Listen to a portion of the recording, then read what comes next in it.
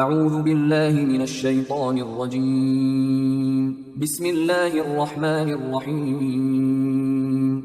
سورہ مومن آیات نمبر 45 تا 56 میں بیان کہ فرعون پر کسی کی نصیحت کا کوئی اثر نہ ہوا اور بالآخر اس کا ٹھکانہ جہنم ہی قرار پایا۔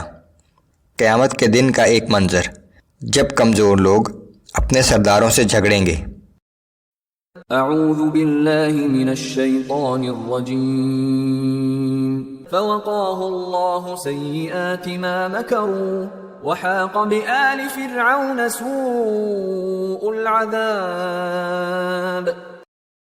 چنانچہ اللہ نے اپنے اس مومن بندے کو ان لوگوں کی شرارت آمیز چالوں سے محفوظ رکھا اور فرعون اور اس کے ساتھیوں کو بدترین عذاب نے آ گھیرا۔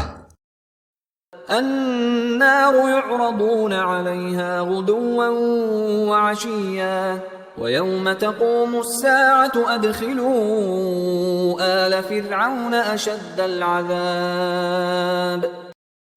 جہنم کی آگ ہے جس کے سامنے یہ لوگ صبح و شام پیش کیے جاتے ہیں، اور جس دن قیامت قائم ہوگی تو حکم دیا جائے گا کہ آل فرعون کو شدید تر عذاب میں داخل کر دو۔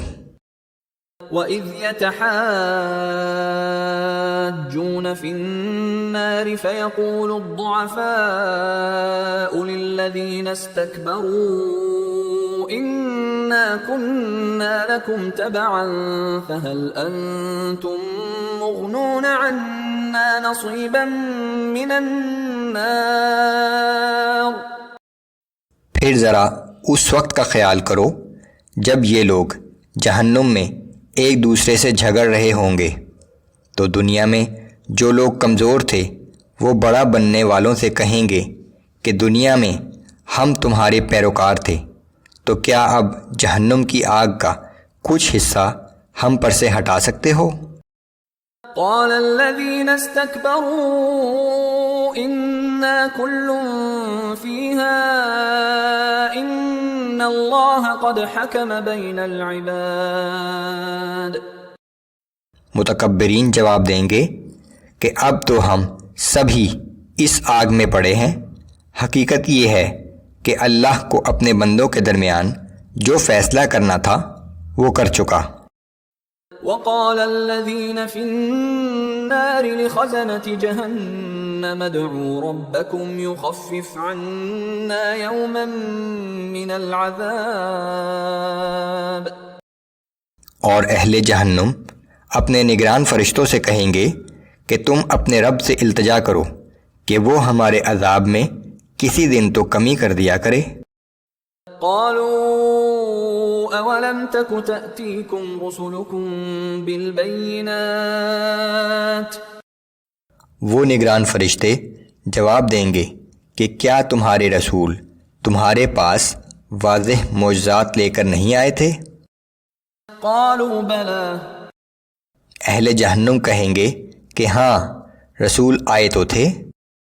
قالوا فادعوا وما دعاء الكافرين إلا في ضلال۔ اس پر فرشتے جواب دیں گے کہ پھر تو تم خود ہی دعا کرو، اور اس وقت کافروں کی دعا بے نتیجہ اور بے سود ہی رہے گی۔ إنا لننصر رسلنا والذين آمنوا في الحياة الدنيا ويوم يقوم الأشهاد۔ یقیناً ہم اپنے رسولوں کی اور ان لوگوں کی جو ایمان لائے اس دنیا میں بھی مدد کرتے ہیں، اور اس دن بھی مدد کریں گے جس دن گواہی دینے والے کھڑے ہوں گے۔ يوم لا ينفع الظالمين معذرتهم ولهم اللعنة ولهم سوء الدار۔ اس دن ظالموں کو ان کا کوئی بھی عذر فائدہ نہ پہنچا سکے گا، ان پر اللہ کی لعنت ہوگی اور ان کے لیے جہنم کا برا ٹھکانہ ہوگا۔ وَلَقَدْ آتَيْنَا مُوسَى الْهُدَى وَأَوْرَثْنَا بَنِي إِسْرَائِيلَ الْكِتَابَ۔ بلا شبہ ہم نے موسیٰ علیہ السلام کو کتاب ہدایت عطا فرمائی اور بنی اسرائیل کو اس کا وارث بنایا۔ هدى وذكرى لأولي الألباب۔ یہ کتاب عقل و دانش رکھنے والوں کے لیے ہدایت و نصیحت تھی۔ فاصبر إن وعد الله حق واستغفر لذنبك وسبح بحمد ربك بالعشي والإبكار۔ پس اے پیغمبر صلی اللہ علیہ وآلہ وسلم صبر کیجئے، بے شک اللہ کا وعدہ سچا ہے۔ اپنے گناہوں کی مغفرت طلب کیجئے اور صبح و شام اپنے رب کی حمد و ثناء کے ساتھ تسبیح بیان کرتے رہیں۔ رسول اللہ صلی اللہ علیہ وآلہ وسلم کی وساطت سے پوری امت سے خطاب ہے۔ ان الذين يجادلون في آيات الله بغير سلطان أتاهم إن في صدورهم إلا كبر ما هم ببالغيه۔ بے شک جو لوگ اللہ کی آیات کے بارے میں جھگڑتے رہتے ہیں جب کہ ان کے پاس کوئی سند بھی نہ آئی ہو، ان کے دلوں میں غرور اور بڑا بننے کی ایک ایسی خواہش ہے جو کبھی پوری نہیں ہو سکتی۔ فاستعذ باللہ انہ هو السمیع البصیر۔ سو آپ ان کے شر سے بچنے کے لیے اللہ کی پناہ مانگتے رہیے، بے شک وہی خوب سننے والا اور خوب دیکھنے والا ہے۔